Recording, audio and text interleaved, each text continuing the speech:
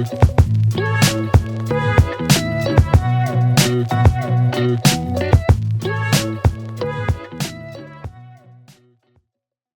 lovely soifua Salamasina, welcome to our show. Thank you for joining us on our podcast, Breaking Waves this morning. How are you? I'm fine, thank you. Ta alofa lava Hana, malo soifua manuia, malangi mama, ta alofa lava. Manuia, ma fia foi leanganga. I'm fine, thank you, and I'm still so very nervous.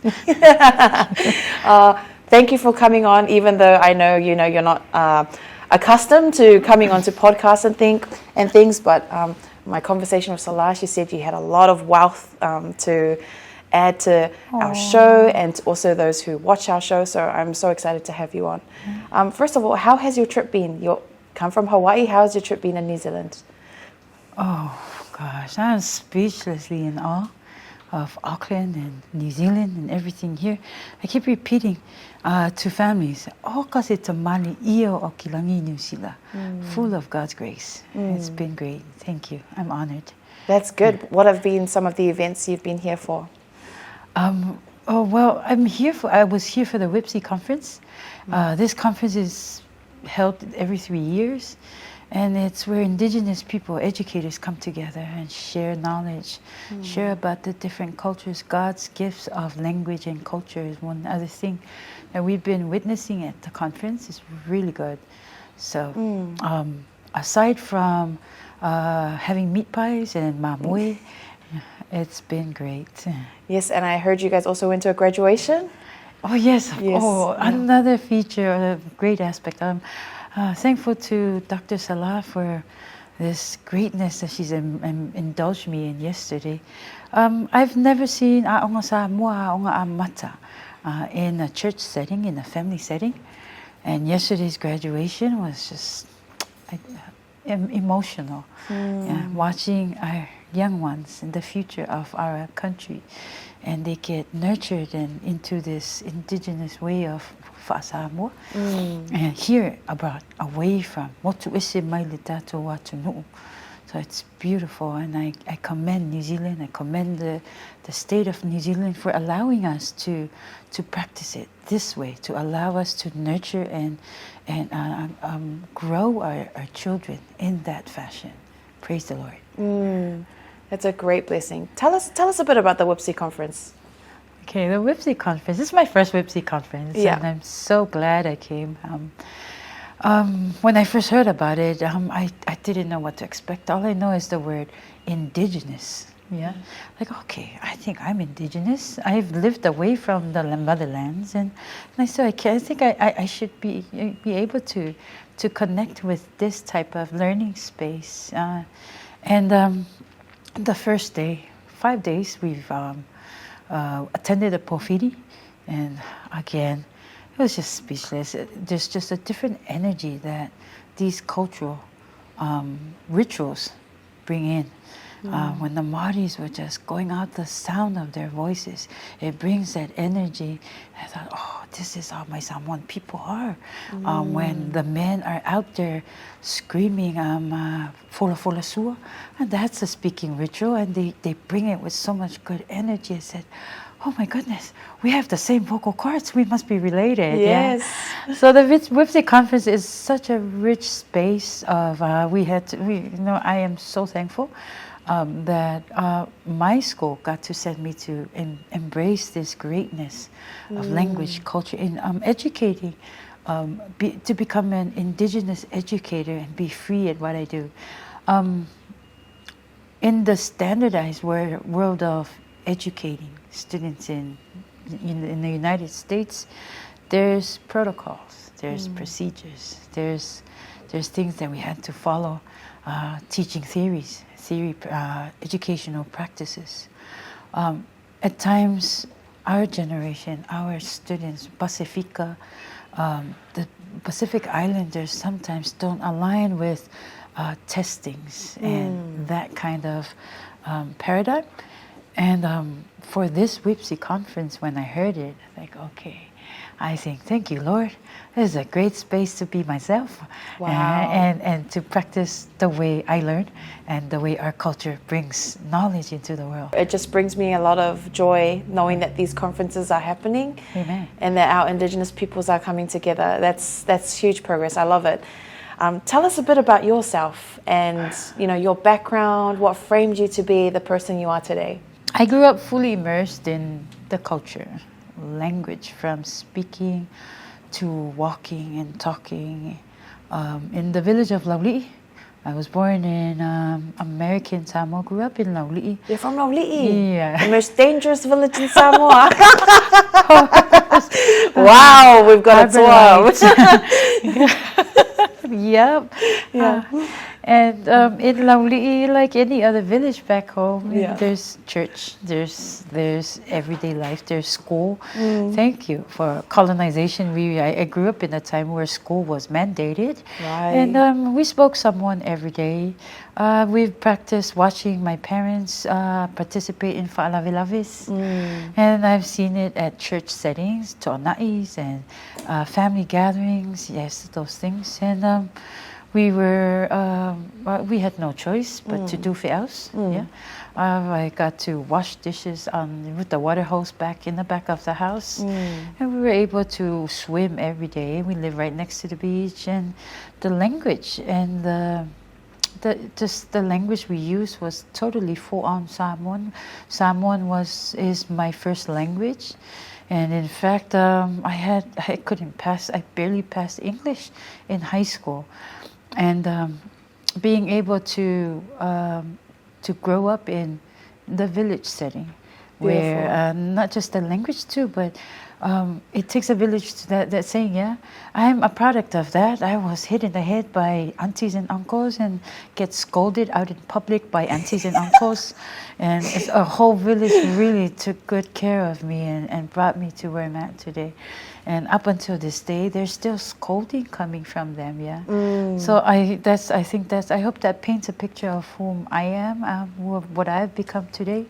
I will always give credit to not just my parents, but the village that's helped my parents, guide my thought process and nurture and guide my journey into where I'm at today. I think that's so beautiful. It's so nice to speak to another woman who's been raised in the village.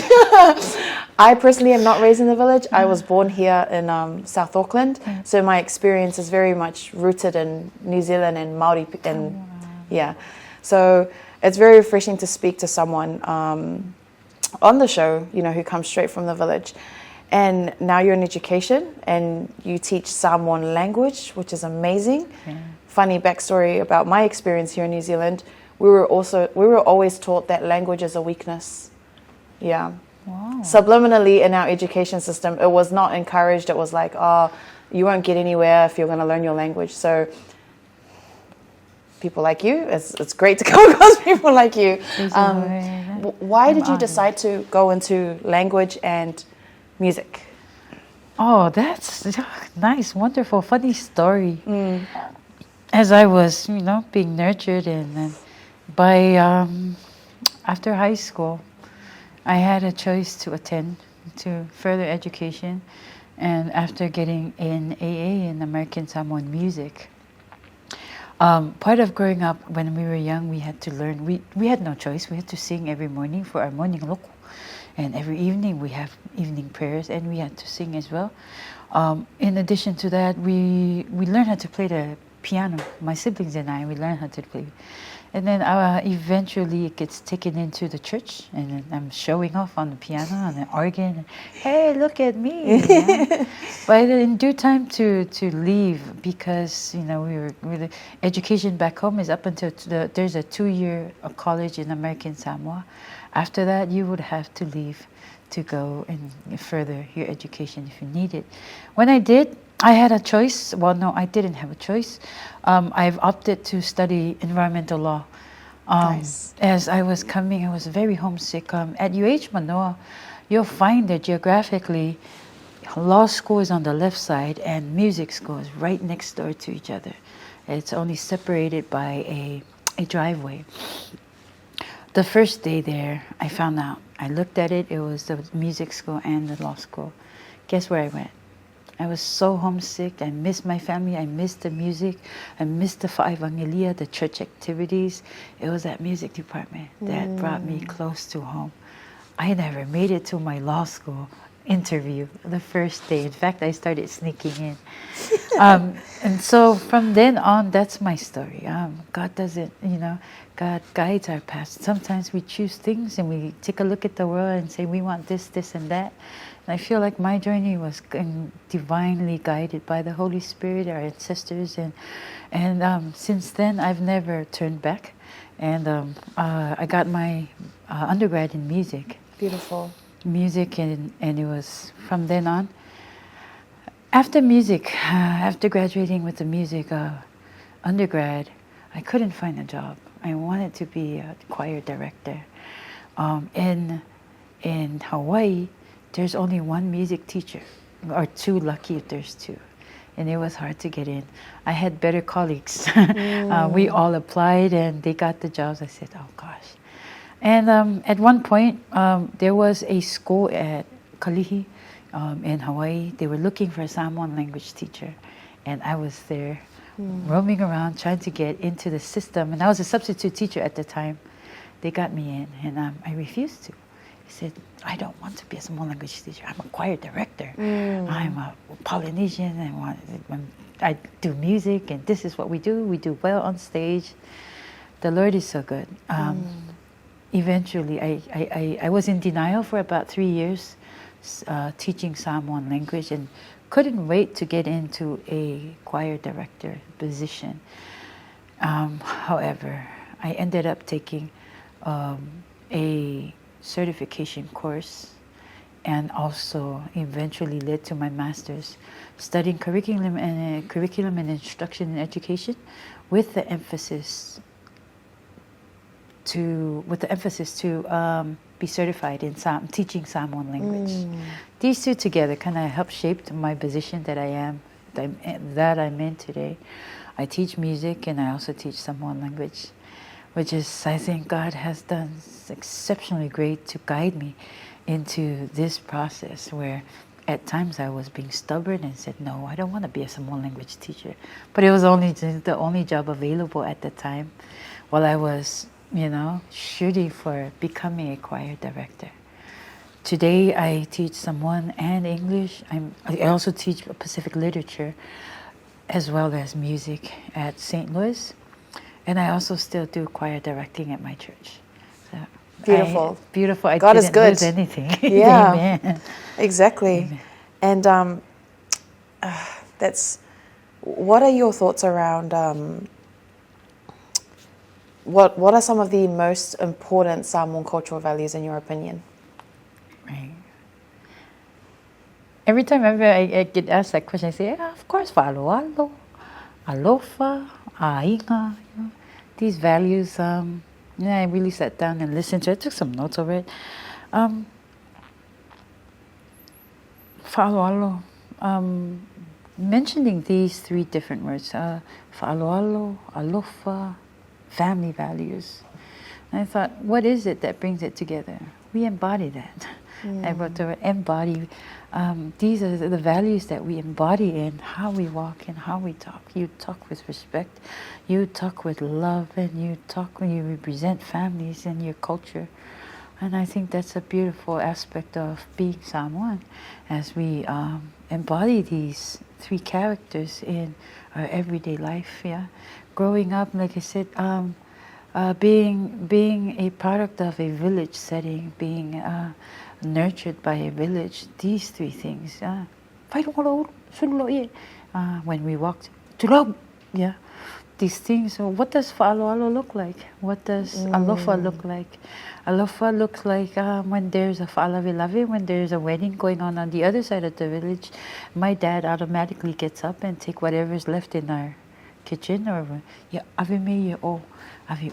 automatically this involuntary practice of love and language, the language of love, and fa'aloalo, where you respect each other, how we speak and how we carry ourselves in the different spaces.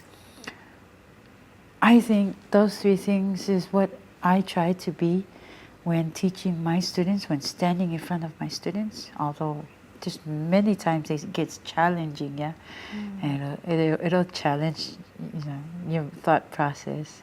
But those three things I carry with, I'd like to carry with me in everything we do, in the teaching spaces and the learning spaces. I get to learn from people. Fa'aloalo and love are two big ones. And there's always debates that happen online about, being a Samoan. What does it mean to be a Samoan? And I think you've encapsulated it quite well, how you talk, how you walk, and knowing your language. And there's a lot of debates online about language being less important or being not necessary. What are your thoughts around that? Because for me personally, I'll just give you my thoughts. I think it's kind of like they all work in symmetry. Like you need to have respect, you need to have the language, and you need to have love all at the same time. But I feel when some people diminish the language elements of it, our history is in our language, our values are in our language. So I don't think it's right to take that away from. But because of a lot of the identity issues and the disconnection from land, there's a lot of people going through a crisis where they're trying to figure out who they are. And of course, that type of talk doesn't help people who are trying to reclaim their culture, like you need to know your language, you need to know your language. So obviously navigating the space, you have to take into consideration that people are emotional and you have to care for how they feel about their own identity. That's showing respect. But at the same time, how do we try and challenge this narrative that language, your mother tongue, is not necessary? What are your thoughts about that? Awesome question. Words speak life and meaning. And I always think biblically, in the beginning was the Word, and the Word was God. And when He spoke life into words, speak life, And with our language is highly superlative. Yeah, very. And to be able to know it, I think, like for me, it gives me this sense of confidence of who I am, and nobody can. Yeah. So teaching, I've seen relatives and other friends operate without knowing the language, and I've also seen them longing to be, not to. And said, this is our sense of identity. Yeah. If all else fails, if you lose your ID and things that just tells, once you open up, when you say something, the words that comes out of our mouths identifies who we are. Along with those words, there's fa'aloalo and alofa, and you carry with you our ancestors. What they've said in the beginning. Yeah. And yes, you're right. I agree with the debate that's going on, and I think when that inquiry comes up, and it makes me question the people who's inquiring about, do we need to learn the language? Of course you need to learn your mother tongue. Your mother tongue gives you that sense of identity and also that confidence. And once you build confidence, I don't think anything can stop you. Exactly. Right. So. Yeah. Why do you think there is this issue? Have you thought about it? Sorry, I'm totally freestyling right now. Go for it. Yeah. Why do you think we have this issue of younger people disconnected from the land who refuse to, learn their language, but they love to be seen as the taupo that's sivang, that's nice, and you see them 685 flags everywhere. But once it comes a question to learning your tongue, your mother tongue, how it breaks loose and the fire burns, the fire burns the world. It's like, who are you to question me and my Samoanness? Why do you think that exists from a emotional, spiritual perspective? I think that's where, thank you for the question. I love the question. I can't wait to go dive into it. Thank you, Hana. Thank you so much for bringing that. I love these Yesterday was the graduation, yes, and it's been a thought process for me too. It's a fight. It's the same issue we face in the lands that we live in Hawaii.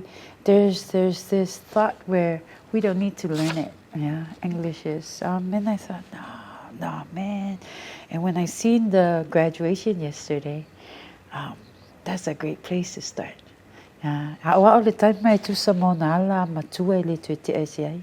you teach we teach them young.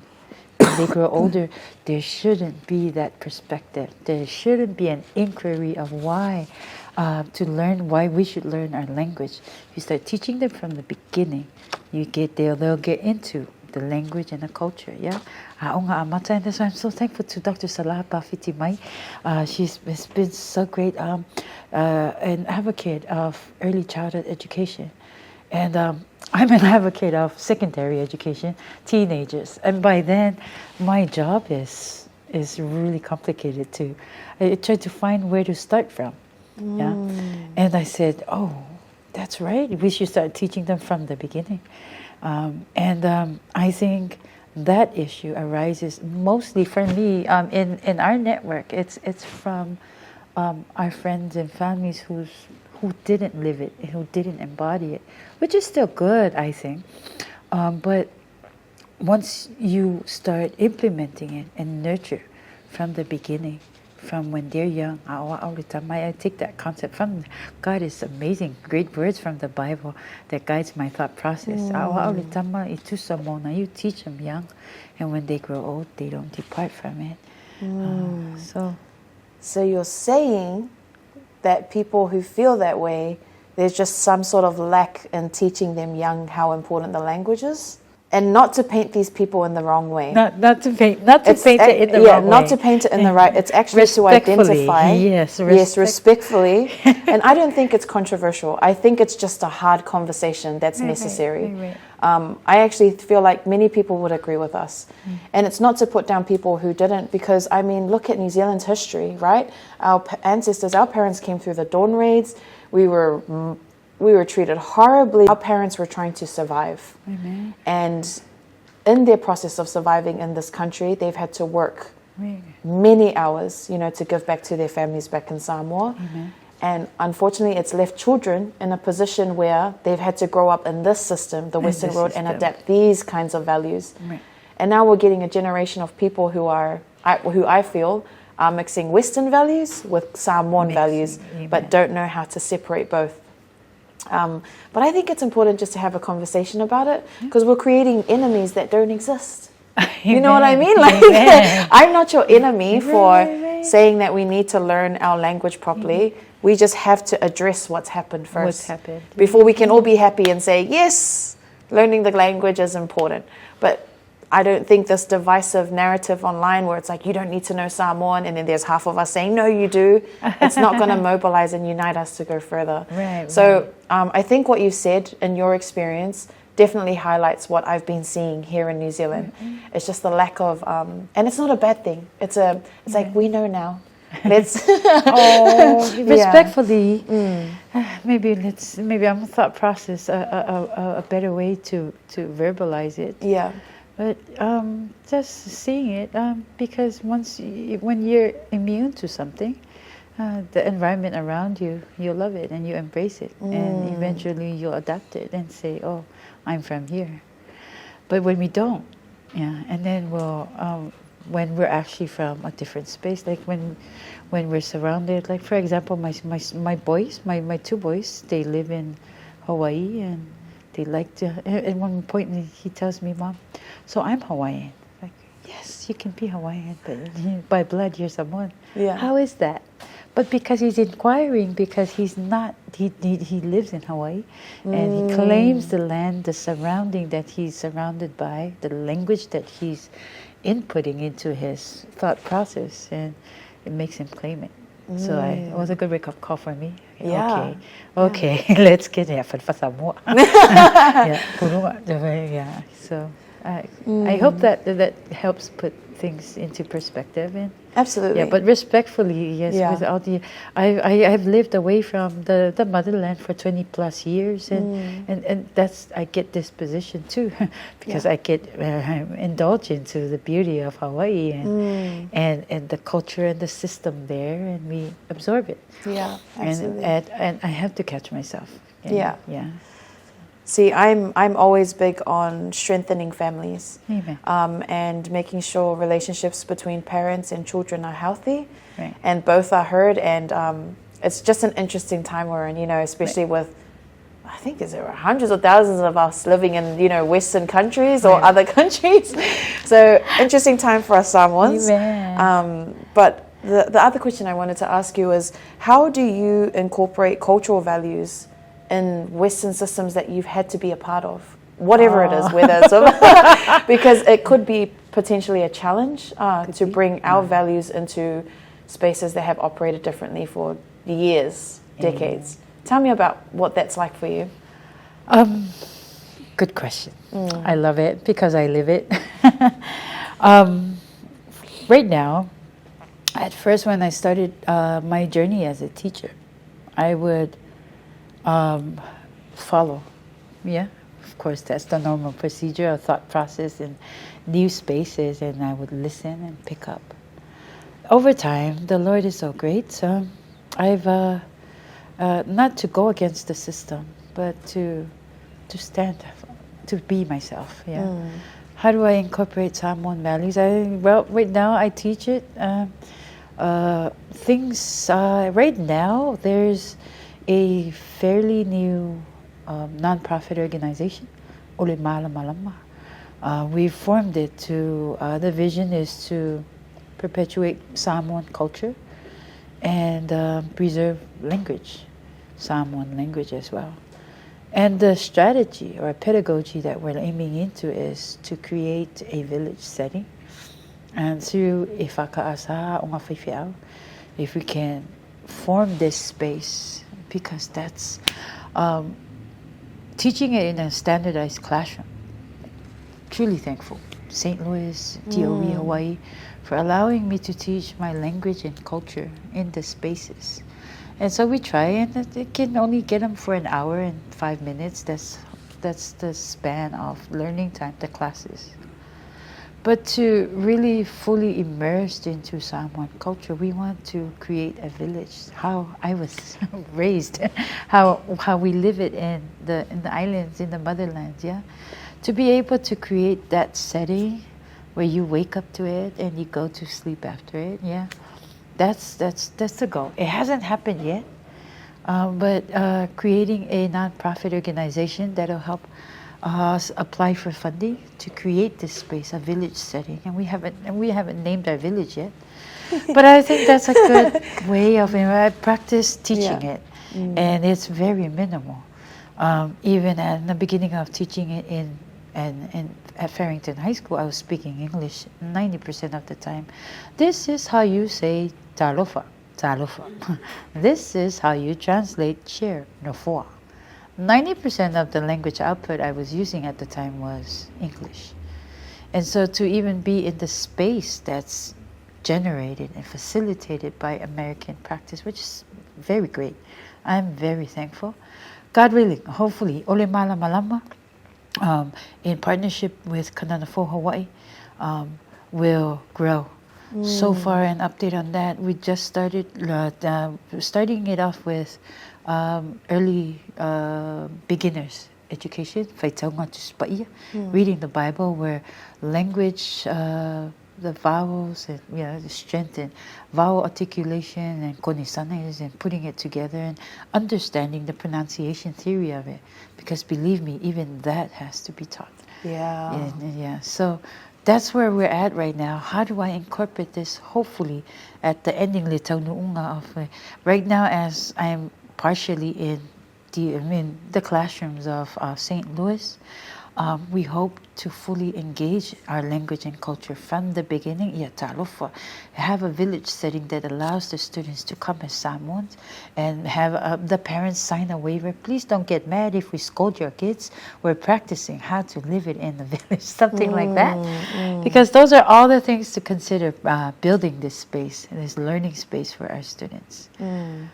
I hope I didn't go off the topic. No, that was perfect. That was perfect. Thank you for sharing that. And also with real life examples. I love that. Right. The last question I wanted to ask you was, what makes Samoan values so beautiful?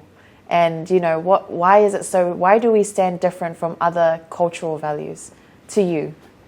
I mentioned earlier, words speak life and meaning. And our culture is such a superlative, beautiful literature, and for some reason, the words that's in when we speak it, there's those 3 different levels of language: everyday colloquial speaking, ngangana fa'aloalo, and then when it comes to ngangana fa'amatai, I never paid attention to laungas and how when people spoke. My dad spoke about practicing the culture. And I've noticed there's just that unexplainable feeling, spiritual, deep spiritual meaning when this level of language is exploited in society, and it just stop. I don't know if any other culture gives me that attention or will get my attention in that perspective. Yeah. And I've also seen it practicing, teaching the language.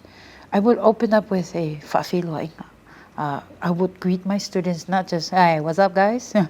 I forced myself, greet them, genuinely. Fa'atalo fa'atu. Ilipaia malmamalo tama matenya lutato vasenga. The moment I speak that and watch, and I've even advised to some of colleagues, try speaking to them ngangana fa'aloalo. Once I switch up the paradigm to ngangana fa'aloalo rather than everyday mga faya nga po. And once I switch it up to that level, there's a different feeling in the space. Wow, yeah. And it works every time. And I like to do it when my boss is around. We're in the gym and everyone is just playing, and and once I'm on the mic,